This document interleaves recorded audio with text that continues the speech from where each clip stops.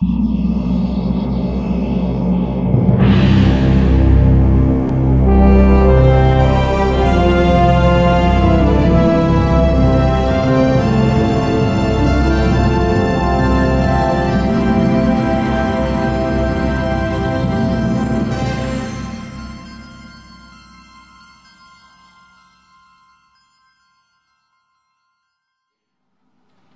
Movers, nous sommes ce soir à Porto Vecchio et je m'apprête à recevoir Luca Belvaux, un homme et réalisateur de conviction qui est venu présenter son film polémique chez nous.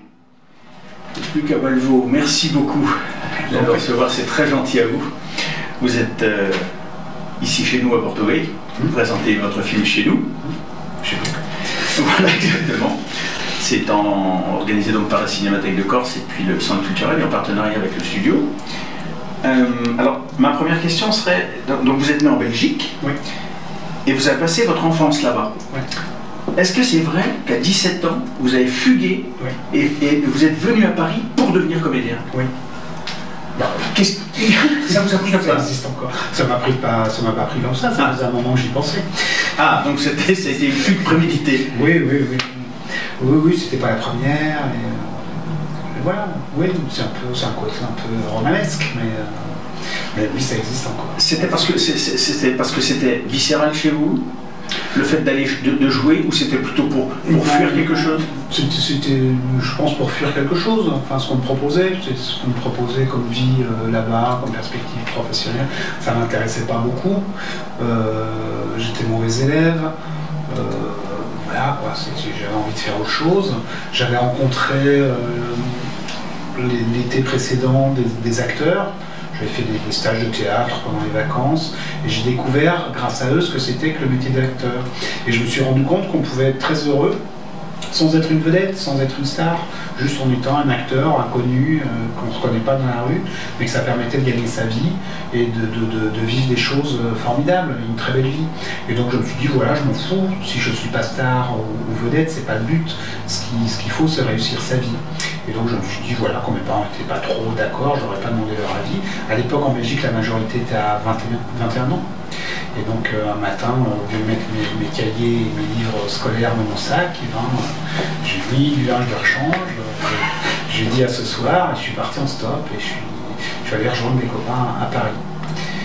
Et vous les avez revus quand? Ah ben je les ai retrouvés, j'avais leurs adresses, etc.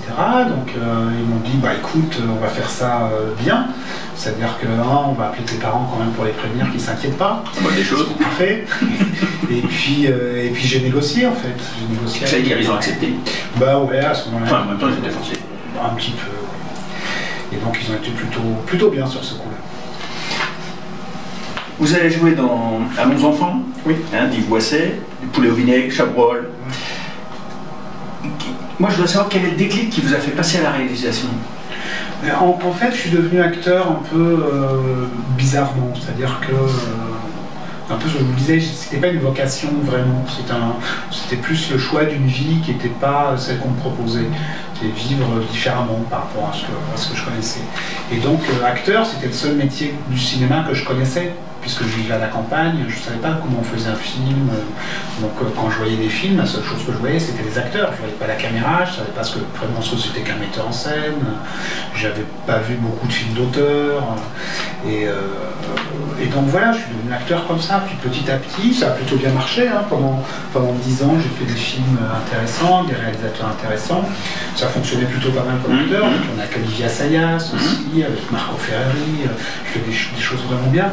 Et petit à petit, avec le temps, je me suis rendu compte que c'était pas ma vocation, en fait, que ça ne me correspondait pas vraiment, je n'étais pas très bien devant une caméra. Au début, oui, parce que c'est très exaltant, et puis 10 ans après, ça m'amusait moins. C'est ça. Et en revanche, le travail des autres m'intéressait plus. Donc un jour, déjà je travaillais un peu moins, on me proposait moins de choses, ou des choses moins intéressantes, et donc je me suis dit, je vais écrire, j'ai un peu de temps, je vais écrire un scénario, et puis ça s'est bien passé, j'ai fait mon premier film comme ça. En 2003, alors vous réalisez votre... Est-ce qu'on peut appeler ça une trilogie? Oui. Elle est définie comme telle. Oui. Un couplet patent, Cavale, Après la vie. Oui. Alors, vous aviez d'ailleurs remporté le prix Louis de Luc, oui, pour ça, hein, voilà. Alors je voudrais savoir, est-ce qu'il existe une patte Lucas Belvaux. C'est pas à moi de le dire, mais je pense que oui, vous en êtes conscient. Il y a une cohérence.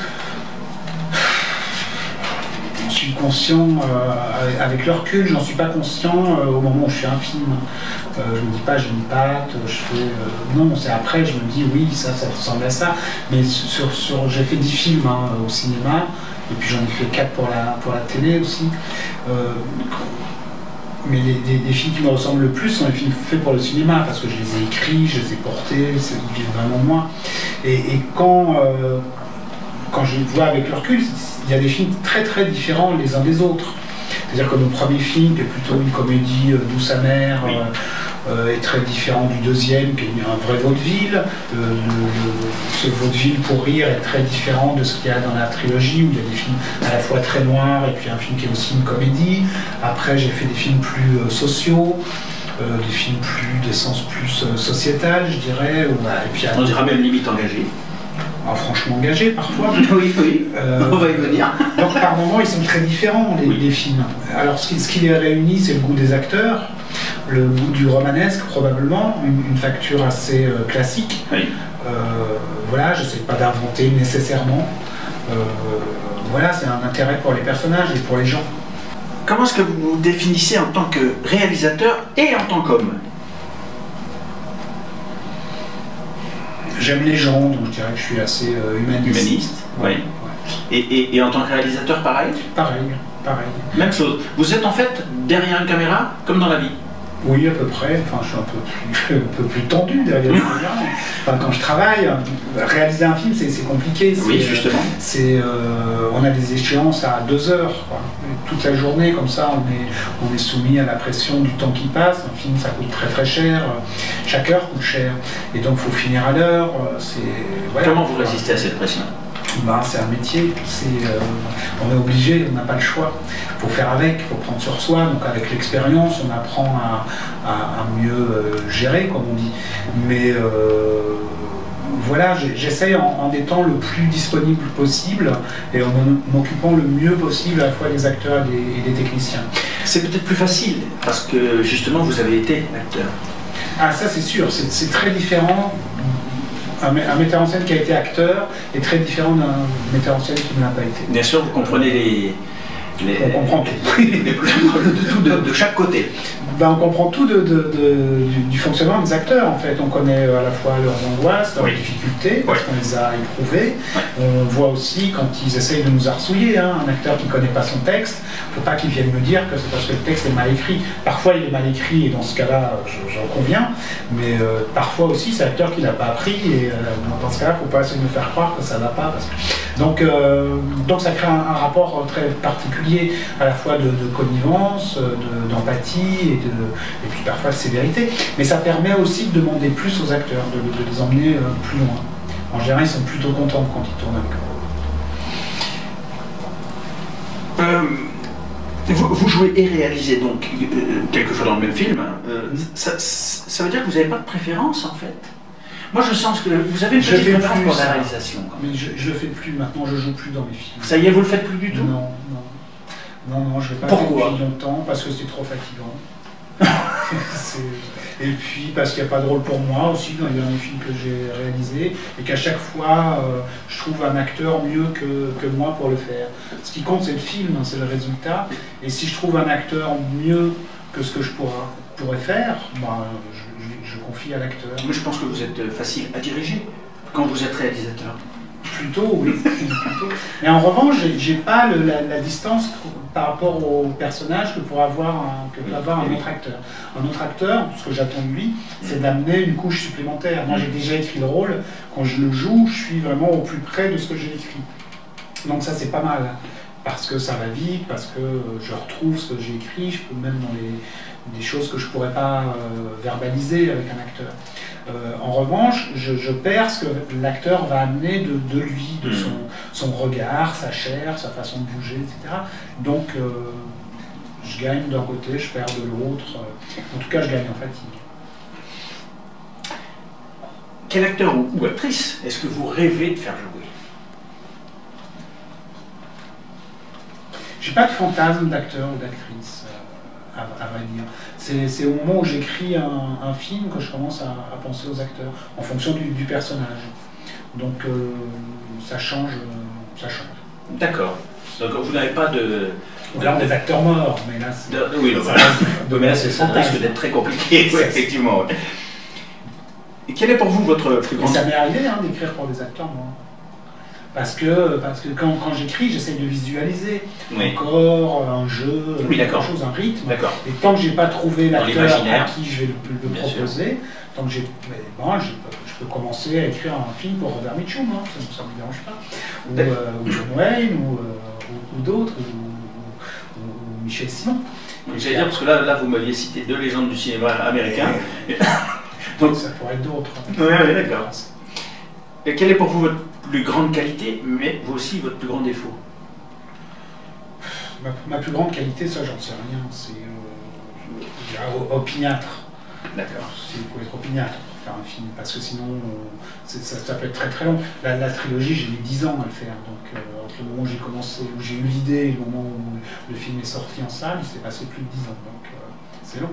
Donc c'est long à écrire, c'est long à financer, c'est long à faire, donc ouais, il faut être opiniâtre.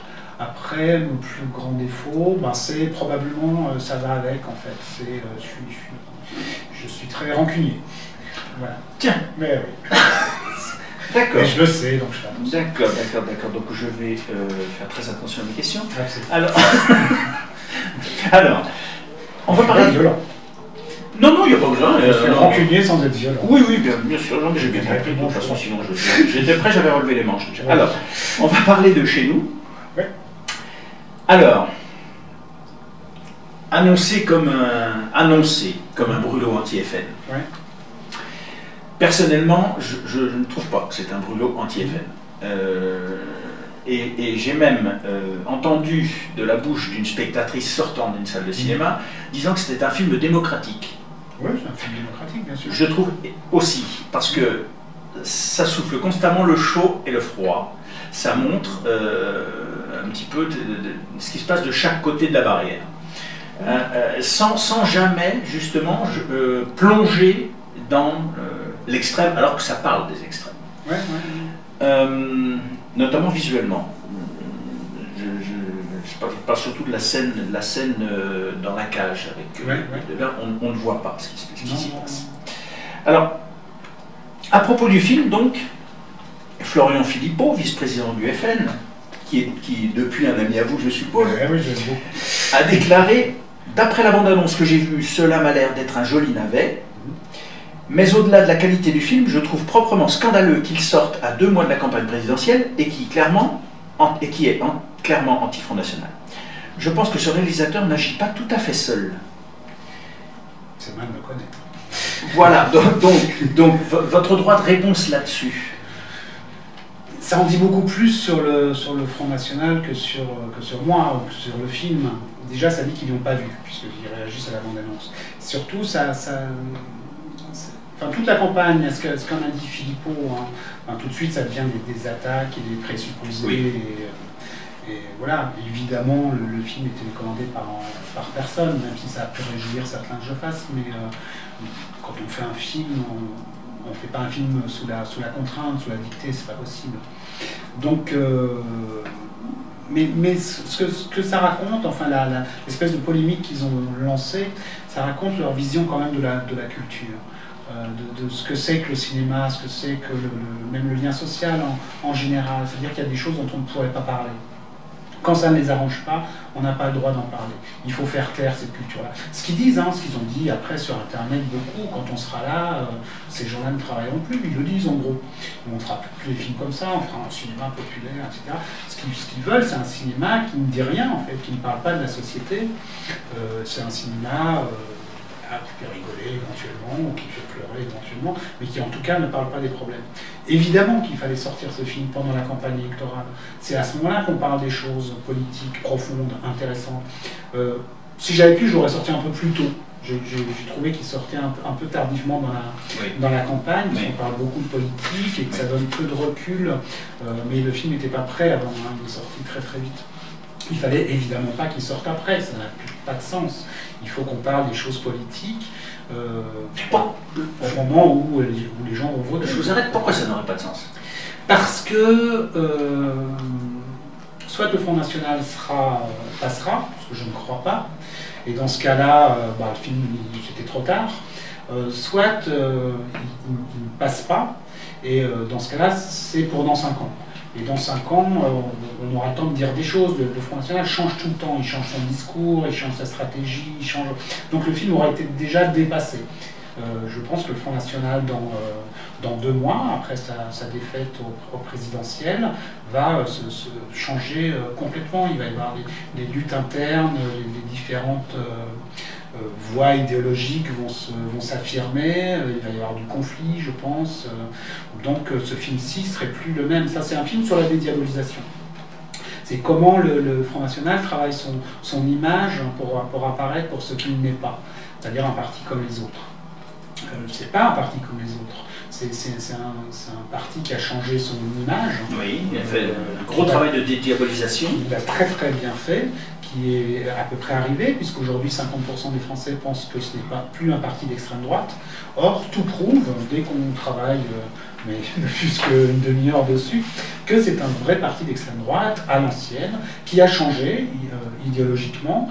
Il est passé d'un parti d'ultra-droite, ultra-libéral, ce qu'il était dans les années 80 avec le père Le Pen, qui était plutôt régano-thatchérien, à un parti post-fasciste ou néo-fasciste aujourd'hui avec sa fille, qui est plus proche du MSI italien. Il n'en est pas moins dangereux. Il garde en tout cas son cœur de cible, qui est les antisémites, les racistes, les ultranationalistes, les fascistes. On voit très très vite, en 3 clics sur Internet, on parle de Marine Le Pen, et en 3 clics, on est sur des mouvements extrémistes très très violents.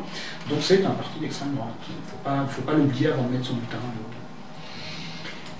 Alors justement, moi je voudrais que vous m'expliquiez justement ça. Et d'abord me le confirmer. Le 2 mars 2007, vous déclarez dans un journal télévisé à la RTBF être en faveur d'un... 2007 ou 2017? Ils ont mis 2017, 2 mars 2017. 2017 en faveur d'un cordon sanitaire empêchant les partis politiques non libéraux et extrémistes de propager leurs idées sur les médias de large audience. Ouais. Mais dans le même temps, vous déclarez défendre les vertus d'une démocratie laïque propice à la discussion de tous les sujets politiques sans censure ni tabou.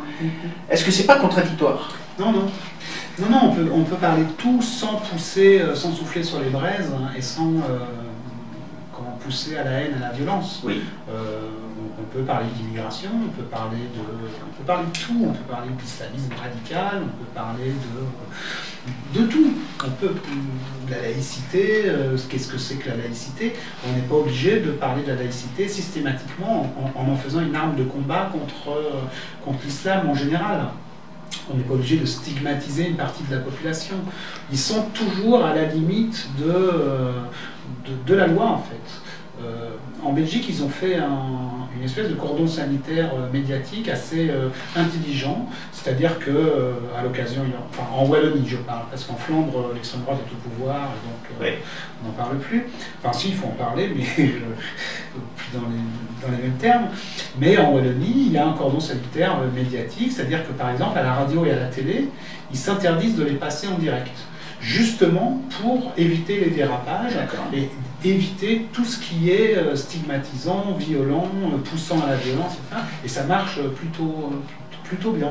Et après, on peut parler de tout, bien sûr. Mais c'est comment on en parle. Est-ce qu'on parle des choses calmement? Est-ce qu'on en parle honnêtement, surtout? Mais voir des gens qui sont dans le mensonge perpétuel, c'est quand même extraordinaire de voir ce qu'ils appellent les sites de réinformation, qui sont des purs sites de désinformation. La façon dont on retourne les mots, la façon dont ils utilisent Jaurès, De Gaulle, qui ont été leurs ennemis, comment dire, à travers l'histoire, enfin de Jaurès à Blum, à De Gaulle, etc. Ils reprennent aujourd'hui des discours de ces gens-là sur leurs affiches, dans leurs discours, etc. Et donc, non, je pense c'est un parti, je pense qu'on aurait dû interdire dès le départ. c'est-à-dire qu'on ne pouvait pas laisser le parti de la collaboration, de l'Algérie française, de l'OAS, voilà, c'est... Dans votre film, donc évidemment, ce n'est pas le Front National, donc ça ressemble très fort. même jusqu'à physiquement avec Catherine Jacob, oui, qui est blonde, voilà. Mais c'est très curieux parce que, en fait, c'est pas aussi violent que prévu, surtout au niveau de leurs dirigeants, qui justement sont assez lisses, assez... je vais dire, ça va même parler aux gens, parce qu'en plus, les dialogues et la mise en place montrent bien que y a certains même passages où on est d'accord. Oui, c'est le principe du discours populiste, c'est qu'il faut toujours dire aux gens ce qu'ils ont envie d'entendre. Et donc on s'adresse à toutes les colères, oui, à tout ce qui ne va pas. On parle de ce qui ne va pas en disant aux gens, mais c'est une politique de café du commerce, en gros. Et on simplifie à l'extrême, oui, et c'est toujours il y a CAF au bout, en gros. Y compris en allant dans des choses qui sont impossibles à faire, ou alors au prix de catastrophes terribles. Mais en général, carrément impossible à faire. Et donc, ce qui est important pour eux, c'est de se rendre acceptable, pour faire passer des idées en dessous. Il y a un moment, il y a un personnage du film qui dit avant, on était là pour dire tout haut ce que les gens pensaient tout bas, donc c'était la période transgressive, du père Le Pen, qui allait dans les provocations permanentes, et une fois que cette parole-là a été rendue possible dans l'opinion, ou en tout cas dans le discours courant, ils disent aujourd'hui on n'a même plus besoin de le dire, on ne doit plus tenir un discours raciste ou antisémite. En revanche, quand les gens le disent, on ne contredit pas, on n'est pas là pour faire la morale. Et c'est-à-dire qu'ils ont réussi une première étape. Comment est-ce qu'ils ont réussi ça? Est-ce que c'est justement pas parce que les gens en ont tellement marre de ce système politique qu'ils vont essayer, ils ont essayé la droite pendant 50 ans, ils ont essayé la gauche pendant 50 ans au bout d'un moment, et là en plus votre film donc, se situe dans le Nord bien sûr, avec Hénard, que personne ne reconnaîtra bien sûr comme ville, et donc justement est-ce que c'est pas aussi un phénomène d'usure? Si, parce que, enfin, non, je suis pas sûr, je pense qu'on est dans un phénomène de fracture. On est dans une crise de civilisation, enfin de sociétale, c'est-à-dire que depuis 89, en gros, chute du mur de Berlin, ça commence, il y a deux phénomènes qui se passent à peu près en même temps. En France, on a l'arrivée de la gauche au pouvoir en 81, et avec, très vite après, 83, un virage idéologique, où la gauche, tout à coup, va intérioriser l'idée que le libéralisme a gagné et qu'il faut rentrer dans cette espèce de moule de pensée économique. Ce qui va créer, effectivement, il n'y a plus de clivage gauche-droite extrêmement clair sur l'économie. Tout à fait. Après, sur le culturel, le sociétal, même le social encore un petit peu, mais sur l'économique, la limite est floue, et donc ça donne une démarche de manœuvre infiniment plus réduite. Donc petit à petit, ça va créer des alternances où les choses ne changent plus fondamentalement. Après, on aura Sarkozy de transgressif qui va venir remettre un petit peu de clivage là-dedans, mais fondamentalement pas tellement. Et à part ça, à côté, on a 89, chute du mur, et le monde va se recomposer à une vitesse, je pense qu'on n'a jamais vu dans l'histoire de l'humanité. C'est à la fois en termes de frontières géographiques, il y a des frontières qui vont s'écrouler, idéologiques, où la gauche perd une espèce, le discours sur le communisme, l'idée du communisme, et donc de la gauche en général va s'écrouler. Je ne pleure pas sur la fin de l'URSS, faut pas me faire. Oui, j'ai bien compris. Non, j'ai bien compris. Mais c'était une espèce de référence, ou un bloc qui tenait quelque chose. Et puis ça amenait quand même de la controverse, ou en tout cas une opposition idéologique, ce qui fait que les social-démocraties étaient obligés de mettre un peu de l'eau dans leur vin aussi. Les partis communistes étaient forts en Europe, tout ça va s'écouler. Et donc on a des frontières qui vont s'ouvrir partout, des mouvements de population, et surtout un système économique et social, qui est la social-démocratie européenne, qui va se retrouver fragilisée par tout ça. Et donc, avec la victoire du libéralisme et du néolibéralisme. Et on n'arrive plus à retrouver les équilibres existants sur les 50 dernières années, sur ce qu'on avait réussi à construire sur un système socio-économico-politique qui fonctionnait, somme toute, pas trop mal, et où les gens se reconnaissaient. Et puis là, tout à coup, en moins de 20 ans, tout ça, ce système-là est en danger. Et les gens le ressentent comme ça. Arrivent en plus les migrants, la mondialisation, surtout avant les migrants, ou le travail par ailleurs, dans les pays où on exploite les gens. Surtout le Nord, ils sont très touchés par le Nord, évidemment, mais un peu partout en France, on le voit. Oui, non, pour les paysans, les ouvriers, etc. Et le monde n'a pas retrouvé, on n'a pas retrouvé l'équilibre. Il va falloir, je ne sais pas combien de dizaines d'années pour que les pays émergents arrivent à des normes sociales, environnementales, etc., qui vont rééquilibrer les choses. Ça va devenir aussi des clients de nos produits.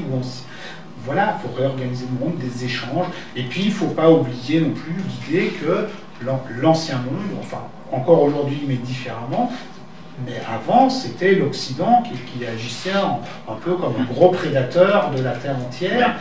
Et il faut bien se dire que ça, c'est fini. Et qu'en soi, c'est pas mal.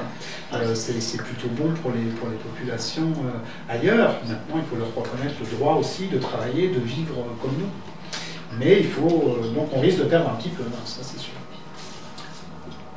Quand je donne le nom de l'internaute, question des internautes, quand je donne le nom des invités, donc les internautes me posent des questions et j'en tire une au hasard. Là aujourd'hui c'est Annalise Delerme, qui habite Le Mans, qui vous dit « Bonjour Monsieur Belvaux. Il est désormais évident qu'à notre époque, l'aspect financier est important dans le cinéma actuel. Avec Chez nous, ne craignez-vous pas de vous aliéner une partie du public français, notamment ceux qui votent Front National, ce qui aurait un impact notoire et négatif sur les entrées et donc les recettes du film ?» Oui, mais ça, on le savait avant. Je pense que l'aspect financier a toujours été au cœur du cinéma. Hein, depuis, c'est une industrie dès le départ, très très vite. Enfin, les Frères Lumière, avant ça, c'est pour gagner de l'argent, c'est un spectacle, ça coûte cher, ça a toujours coûté cher. Les studios hollywoodiens, dès les années 1915, 1916, etc., font des super productions, il faut faire des spectateurs, ça a toujours existé. En France, on a inventé un système, justement, c'est une phrase célèbre de Malraux, le cinéma est un art, c'est aussi une industrie. Et pour essayer de concilier les deux, la France a mis au point un système hyper intelligent pour arriver à compenser ce qu'on appelle les effets de marché, c'est-à-dire que les films qui sont un peu plus difficiles d'accès, qui ne sont pas des films de divertissement pur, peuvent se financer quand même en piquant un peu des sous des recettes des films qui marchent très très bien. D'accord. Le compte de soutien. Donc quand le Front National par exemple dit qu'on produit nos films à nous, auteurs, éventuellement engagés, etc., avec de l'argent public, c'est pas tout à fait vrai. C'est des règles, effectivement, c'est des lois, c'est un système parafiscal, mais c'est pas sur l'impôt des Français, évidemment. Encore que ça ne me choquerait pas plus que ça, puisque on aide l'automobile, on aide d'autres industries. Oui, donc pourquoi pas l'industrie? Pourquoi pas l'industrie du cinéma qui tourne plutôt bien. Mais elle n'en a pas besoin, parce que Malraux, dès les années 50, a été super malin et a invité ce système de compte de soutien. Donc, on peut faire des films qui ne sont pas entièrement à la merci du marché, ce qui est plutôt bien. Je vois sur mes films, celui-ci par exemple, il va faire autant d'entrées que mon film précédent, Pas son genre, avec un sujet beaucoup plus difficile et qui était plutôt un succès, Pas son genre. Oui, pas plutôt un succès, un succès. Et Rapt aussi. Et donc ces trois films-là font à peu près le même nombre d'entrées, donc c'est pas mal. Donc oui, on risquait c'était un risque. Mais c'était un risque calculé. Il était d'une part calculé, il était surtout assumé. C'est-à-dire qu'on pensait qu'il fallait faire le film, qu'il fallait le sortir maintenant, que peut-être les électeurs du Front National n'iraient pas, mais peut-être ils seraient curieux. Par curiosité, exactement. Y aller. Voilà. Ce serait peut-être intéressant un jour de savoir combien ils sont allés. Non, même pas de combien, déjà d'en attraper pour savoir ce qu'ils ont pensé, justement, exactement. Ça serait très intéressant de faire un débat à la limite. Mais ça serait super intéressant, mais ce qu'il y a, c'est que les électeurs du Front National dans les débats où je suis allé, ils ne se sont pas exprimés. S'il y avait des électeurs du Front National ou des sympathisants, ils ne se sont pas exprimés pendant le débat. C'est dommage. Ben oui, c'est dommage, bien sûr. Peut-être ce soir. Oui, mais encore, c'est pas l'endroit où il y a plus d'électeurs du Front Non, c'est vrai. National. Mais c'est vrai, c'est vrai. Statistiquement, Mais s'il y en a un, s'il y en a un. on va le dénoncer. Merci beaucoup de nous avoir reçus. C'était un entretien vraiment très, très sympa et très intéressant. Bon, bah écoute, ça me fait plaisir en tout cas. Merci beaucoup.